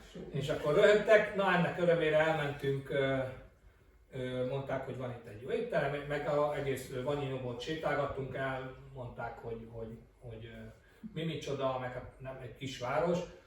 És akkor elmentünk kajálni, és ott volt az első ilyen, hát ilyen, amin kicsit úgy megdöbbentem, hogy náluk, hogy mi a szokás, vagy leültünk az étterembe, és akkor kérdezték ott a pincsért, hogy van-e vodka. Mondta, hogy nincsen. Nem baj, kérjünk 2 sört. Jó, mindjárt jött. Lement, vett egy üveg vodkát, és kirakta egy az asztalra. És azt így ebéd közben. Tehát ahogy mondjuk, nem tudom, itt nálunk az a kultúrája, hogy kortyogatod a bort, egy falat kaja, egy vodka. Mondom, hát mi lesz basszus? A Vladimir mondta, hogy ő nem iszik alkoholt. Fú, nem. És akkor Ivánnal megittuk az üvegvodkát, így ebéd közben. És mondta, hogy bravo, bravo. Vengerszki gyerek azért jól csinálja. Akkor utána már ilyen füstölt halat vettük, és ott tépkedtük, és az utcán ettük meg. Szóval ott már egy kicsit lementünk kutyába. De hogy egyébként így tényleg nagyon érdekes volt, ami megint csak ezt az egész, hogy tényleg mekkora ökörség ez az egész háborúsdi. A papának ő Ukrajnába született, ugye nyilván még amikor Szovjetunió volt. És a testvére az a mai napig ott él, ők Vladivostokban élnek egyébként, és nem áll szóba a testvérével, mert hogy ő orosz, és hogy ugye megtámadták Ukrajnát. Szóval, hogy ez azért náluk, én akikkel beszéltem, mindenkinek ez egy elég rossz helyzet. Nekik is ez a háborúsdi. És nagyon, meg azóta így szoktunk néha írogatni, meg mondta, hogy ha Vladivostokba járok, akkor feltétlenül holnapra jövőre megyek, nem gond. És mert hogy hát a srác, ő is valamilyen ilyen jól menő vállalkozó, nem tudom, meg ő van Vladivostoktól nem messze, van egy ilyen nagyon szép nyaralójuk a tengerparton, és hogy nekik mondtam, hogy jó. És akkor itt már elindultam vissza hazafelé, és itt már úgy terveztem, hogy a végig az orosz oldalon fogok jönni. Hát ez többnyire sikerült, de azért még egyszer betévedtem Kazaksztánba, mert megint így a GPS-t néztem, és ő ugye kiszámolta nekem a legrövidebb utat, és egyszer csak azt hittem, hogy csak valami ellenőrzés, és ott megint sikerült tök hülyének nézetni magamat. Mondja, hogy akkor már nem volt rendszámom, illetve akkor már ilyen hamis rendszámom volt, és akkor mondom, én nem megyek így határátkelőre, mert biztos, ami biztos, és ott mondja, hogy akkor papírok. Mondom, hát jó, van itt a vizé, és mondja, hogy elvette ezt hogy hívták ezt a kis papírt? Tudod, a immigration ez az immigrációs papír. Mondom, de hát ezt még nekem majd csak a határon, Belarus határon kell lenni. Nem, hát ez itt a kazakh határ. Mondom, ez most itt Kazaksztán? Igen. Na akkor tök hülyének néztek ott is, hogy ez az idióta azt se tudja, hogy hol van. Na mindegy, mondom, akkor most már nem megyek vissza, mert egy baromi nagyot kellett volna kerülni. És akkor átmentem Kazaksztános, tök jó gyors volt, de aztán a kilépésnél, ugye amikor megint Oroszországba be kellett lépnem, na ott megint egy 3-4 órát ücsörögtem és faggattak, hogy én mit keresek itt. Úgyhogy végül hát nem nyertem semmit. Na mindegy, de hogy hát így oldják meg a szankciókat, hogy hozzák a Coca-Colát Koreából, és akkor azt adják a szállodába. Itt meg a hát valami bődületes méretű gumik. Ez egy benzinkúton, és hát olyan jók az utak, hogy ilyen maszkok vannak az autón, vagy az autókon. Ez olyasmi, mint ilyen polifomszerű anyagból van, ugye, hogy védjék a fényezést. Tehát ott a fólia nem elég, és a kocsiknak, mit tudom én, a fele így van leburkolva. Ez szintén egy ilyen, már nagyon kevés üzemanyagom volt, és akkor mondták, hogy itt van egy ilyen bánya mellett valami benzinkút. Na ez volt a benzinkút. Igen, itt is 92-es benzin volt, és de működött vele a motor.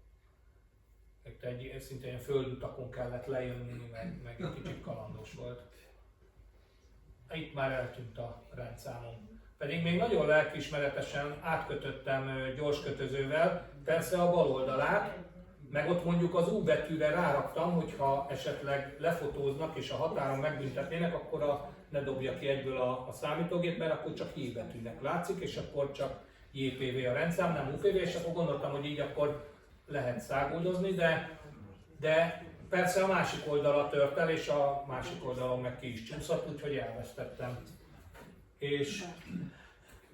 És akkor ez itt egy ilyen emlékmű volt szintén, meg egy ilyen turista látványosság, és ott mindenki megállt, akkor mondtam, én is megállok, azt nézelődök.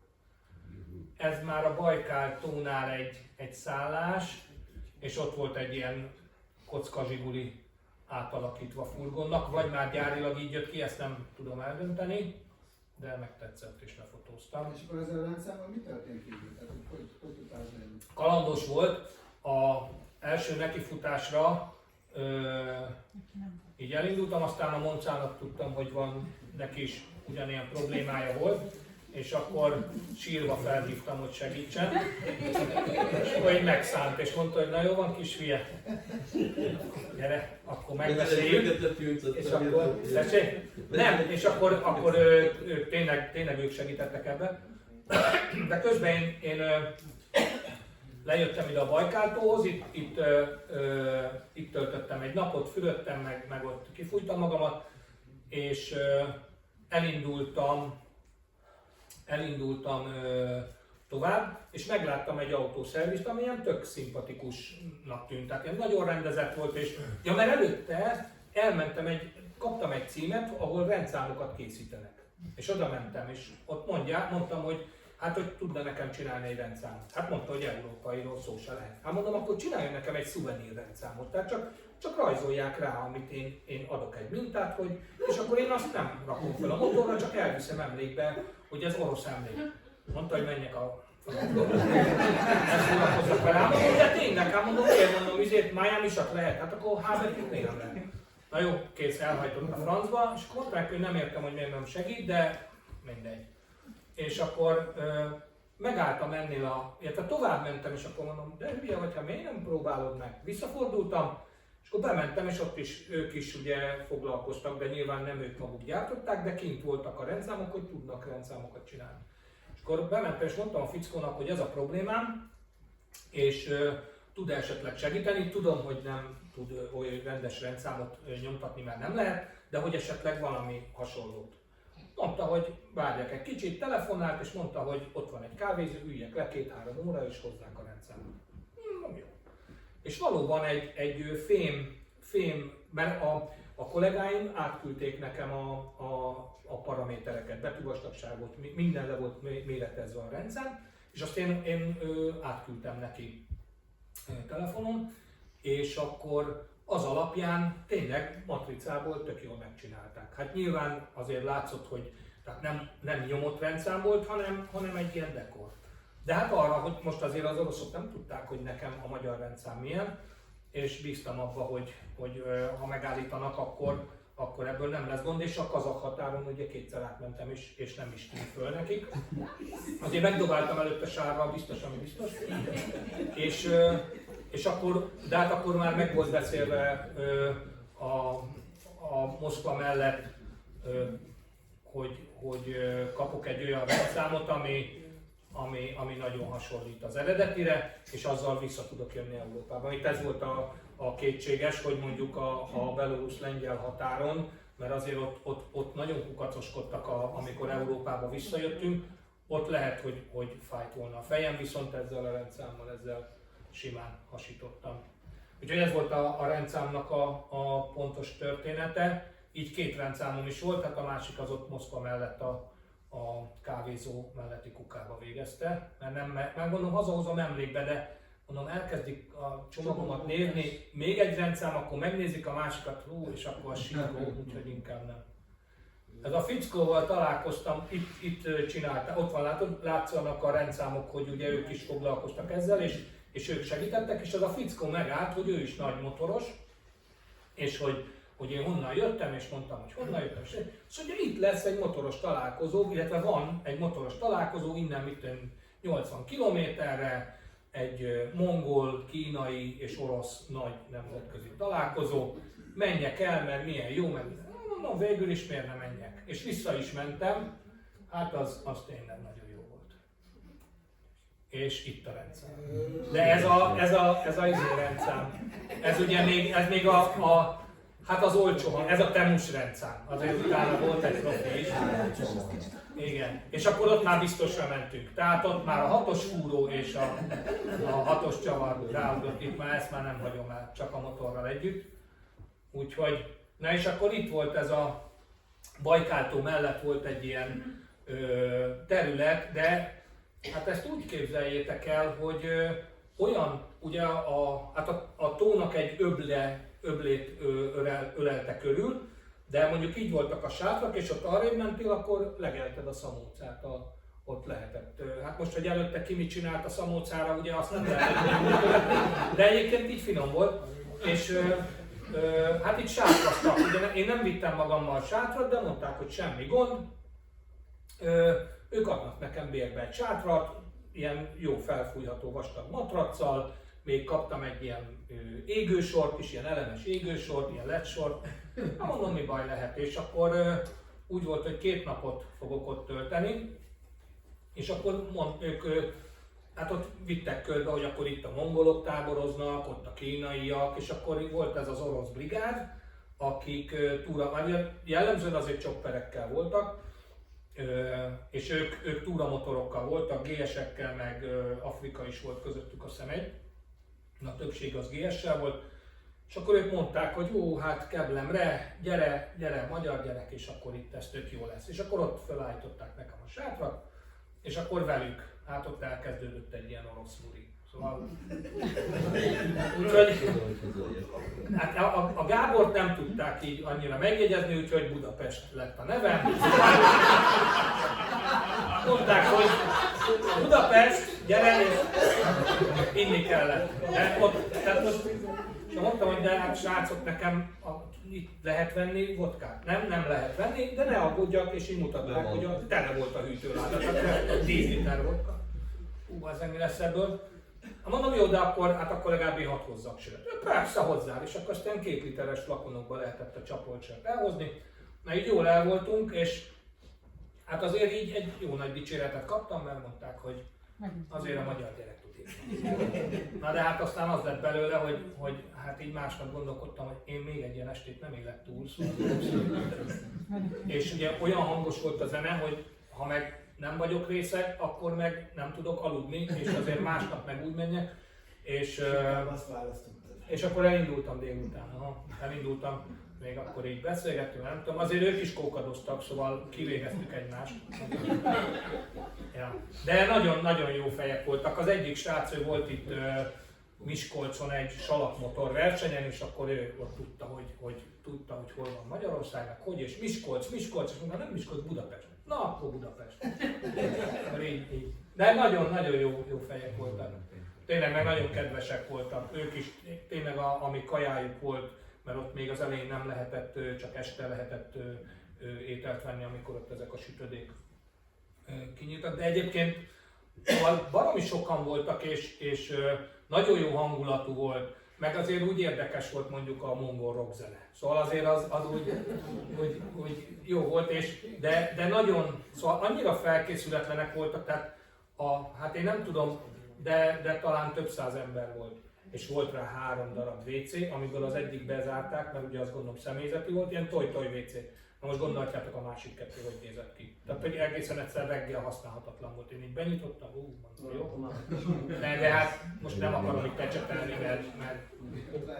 Na mindegy, szóval, hogy és egyébként meg tényleg zseniális helyen volt, meg ott, hát mondták, hogy van zuhanyzó, de hát na jó, hagyjuk. Úgyhogy bementem reggel is a Bajkába, meg este is, és ott simán megfürödtem, és tök jó volt.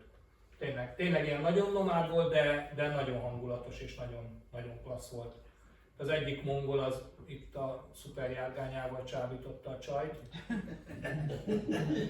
És itt is azért nagyon látszott, tehát azért az, hogy ki melyik nációhoz tartozik, szóval azért magasan a mongolok voltak, szóval ők vitték azért így az aljasodásban a prímet. Tehát azok ott úgy feküdtek szanaszét, mint hogyha egy ilyen, nem tudom, ilyen háborús jelenet lett volna, hogy mindenkit halottan lőttek, és ki, ahol leesett, ott dőlt el, és ott haludt.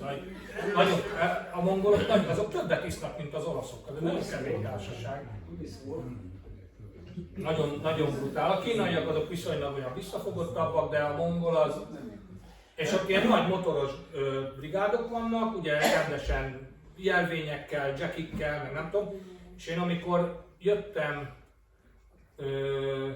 még előtte, amikor még nem tudtam, hogy ez a motoros találkozó volt egy ilyen, hát olyan 6-8 fős csapat. És akkor én úgy beálltam mögéjük, és látszott, hogy így elkezdtek menni, meg nagyon rossz néven vették, hogy én kvázi, hogy miért állok be oda a sorba.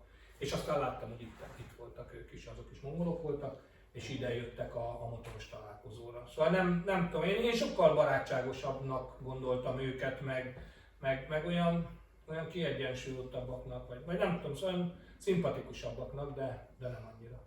Hát itt az orosz csajok, itt az orosz rockerek, de hát ugyanaz, mint mondjuk a magyar ilyen motoros találkozón, tehát a sok csodabogár, meg a rockerek, meg ilyen különcök. De jó volt egyébként. A Herlikkel, ezekkel az új panemekkel. Panamerika, vagy mi a túló? Igen. És akkor így, akik hoztak magukkal, akkor főztek ott, meg itt sütögettek, meg itt sétálgattam, akkor egy csaj meghívott, hogy kérek egy teját, és akkor beszélgettünk, ő Manchesterbe élt, nem tudom hány éve. És ott az egyik együttesnek volt a menedzsere, és akkor ott teázgattunk így a fűbe. Szóval nagyon jó hangulata volt, nagyon klassz volt, csak már még egy napot nem mertem bevállalni, mert az már kemény lett volna. Hát ezek mind onnan ilyen, ott volt a színpad, és akkor non-stop nyomták a zenét a mongolok, az egyen kabátokkal vagy mellényekkel. Itt az egyik orosz elkapott, hogy akkor szelfizzünk. Jó? Jávákkal voltak az oroszok, régi 350-essel. Nagyon kemény. Itt fölhívták a színpadra az összes motoros társaságnak a képviselőjét, és akkor mindenki bemutatkozott és mondott egy pár szót az ő társaságáról, hogy melyik városban vannak, hány tag van, meg tudom én így volt egy ilyen. Hát ez volt itt a motorparka, ahol én is itt a srácokkal, akik befogadtak, és akkor ők voltak nagyjából az egyetlen ilyen nagyobb csoport, akik ilyen túramotorokkal jöttek. És akkor az volt, az a nagy sátor volt az enyém ott a végében, és akkor ugye eljöttem előbb, és akkor mondtam nekik, hogy fiúk, mondom, akkor ki van fizetve, mondom, akkor használjátok nyugodtan, és akkor szóltam ott a szervezőnek, hogy én nem indulok, nem ecseteltem, hogy miért. Nem mondtam, hogy akkor viszont én akkor ezt kifizettem meg minden, és akkor a srácoknak szóltam, hogy használják, és mondta, hogy jó, persze, hát ki van fizetve, akkor ők használhatják. És akkor ott valamelyik fiú átköltözött abba a sátorba. Ez meg a tópart itt. Hát nagyon köves volt, de be lehetett menni, tök jó volt a vize, és akkor itt fürödtünk.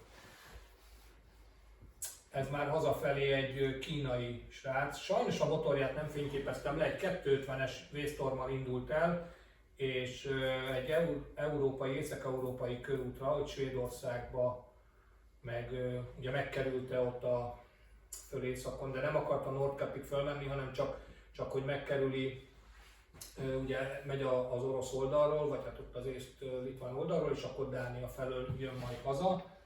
De hát ilyen nagyon minimumba, sátorral, és aztán egy szálláson összefutottunk, bejött hozzám, és akkor így mondta, hogy hát ott aludt a nem tudom milyen parkolóba, hogy bejöttne, fogad most, gyere, azt fürödjél le itt a szobám, és akkor bejött, aztán ott rendbe tette magát, még együtt reggeliztünk, és aztán elindultunk mind a ketten.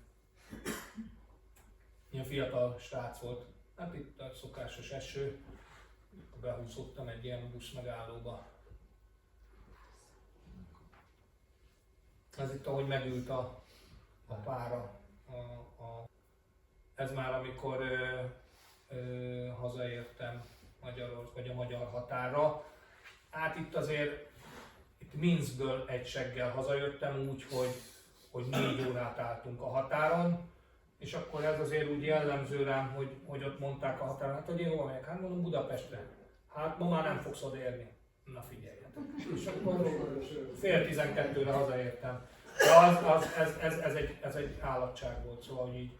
Na mindegy, hát 16 óra volt. Minskben nem néztél szét, vagy nem érdekelt annyira, hogy nem volt? Nem, hát én ilyenkor már ez a haza, mint az IT tudod, hogy nem. Hát jó. Nem, megálltam szállodába és jöttem haza. És akkor ez pedig a teljes utazásnak az adatai, 28.492 km, 6,9-es átlagfogyasztás, 102 az átlagsebesség, hát a felhasznált vitát azt nem tudtak írni. Igen. És akkor ennyi.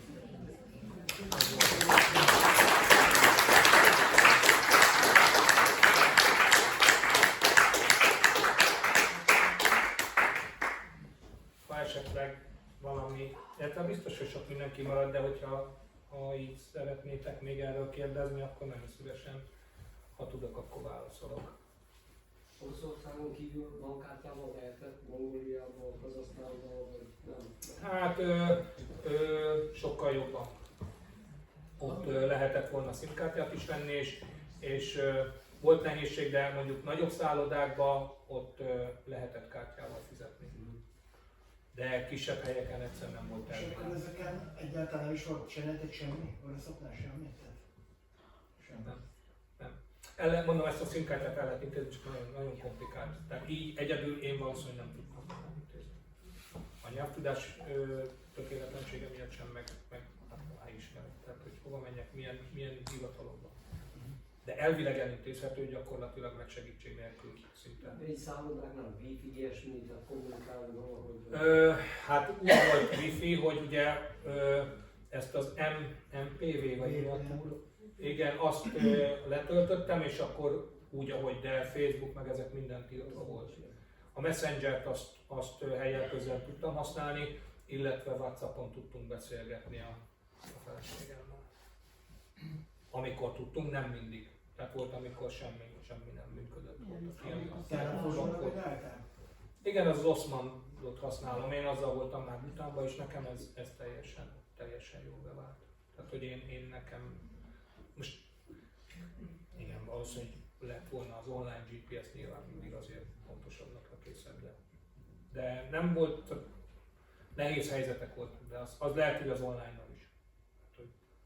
Hogy elkevertem, meg ebből voltak az én hülyeségem, tehát amit én majd én tudom, hát ezek azért úgy, mint 5-ből 4, az kiderült, hogy nem tudod, vagy rosszul tudom, és akkor ennek megittem a levét, de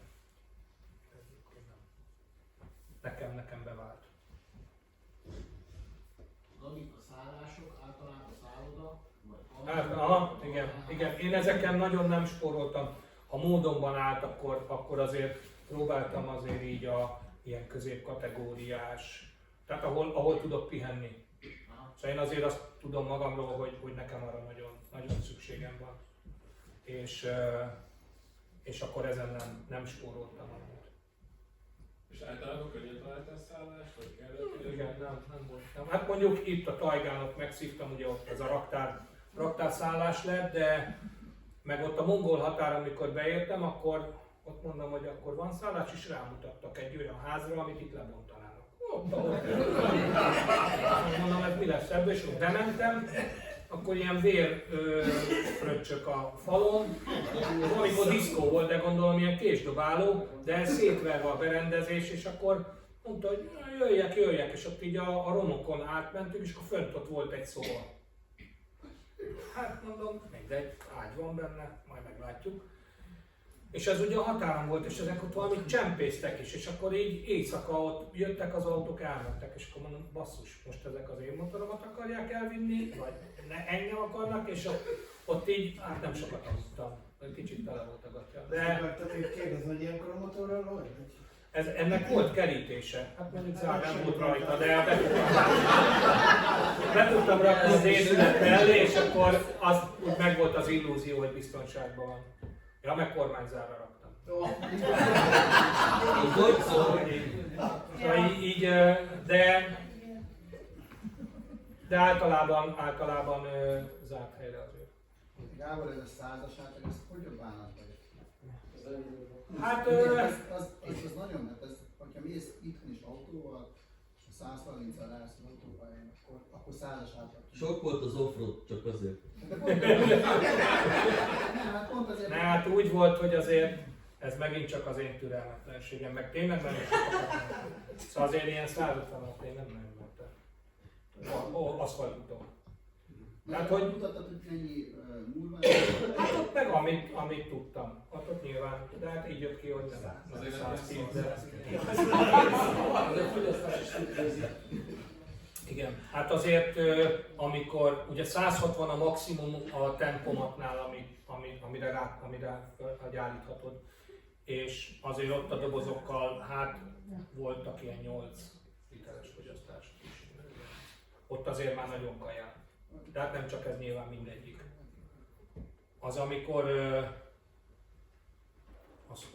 amikor Butánból jöttem haza, és ott is már így elgurult a gyógyszer, 11 valamennyit fogyasztottam magyar részen a motorom. De hát ott 190, amíg el nem kezdte rázni a hátulját, úgy jöttem haza. Ott már nagyon elfogyott a türelmem. És hát így, az egyébként Afganisztánban csak 80 volt. De hát ott annyival rosszabbak voltak az utak. Tehát ott sokkal több volt a földút és az út minősége, meg ugye a közlekedés.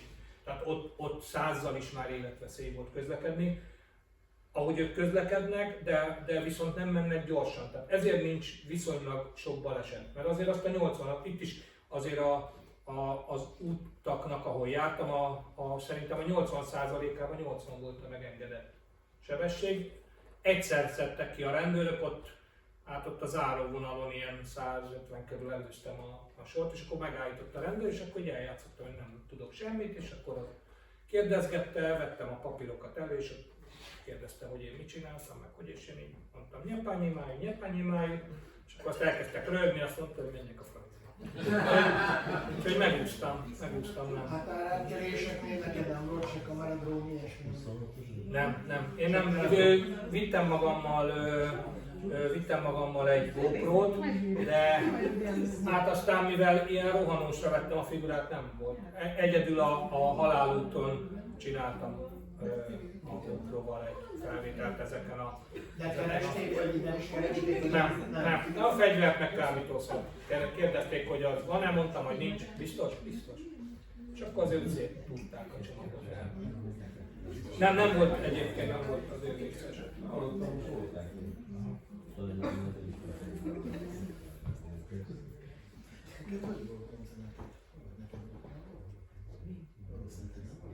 Nekem volt, de ugye egy évvel korábban voltam, és az volt az utolsó is.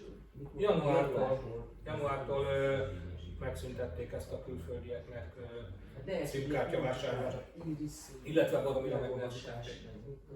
Én Szahalira akartam. Tehát nekem az volt, hogy azt a nagyon vadregényes, nagyon különleges szigetet megnézzem. Csak akkor már ott vagyok, akkor persze Japán is, de mondjuk ez nyilván mutatja az én bunkóságomat, hogy ott a legnagyobb dolog az volt, amit meg szerettem volna nézni, a Hachikónak a szobrát a pályaudvaron, ugye az Akitának, aki a gazdáját várta, nem tudom, 10 évig. Tehát, hogy úgy annyira nem. Persze nyilván körbe mentem volna, meg ott bókláztam volna egy kicsit, de nem. Tehát mondjuk, ha ezt tavaly a Nepálba ott kellett volna ülnöm egy hónapot, akkor azt kívánom. Mert Nepálba el akartam jutni mindenhol. De ez annyira, ezt az áldozatot nem akartam meghozni. Köszönöm szépen. Hogy eljöttetek.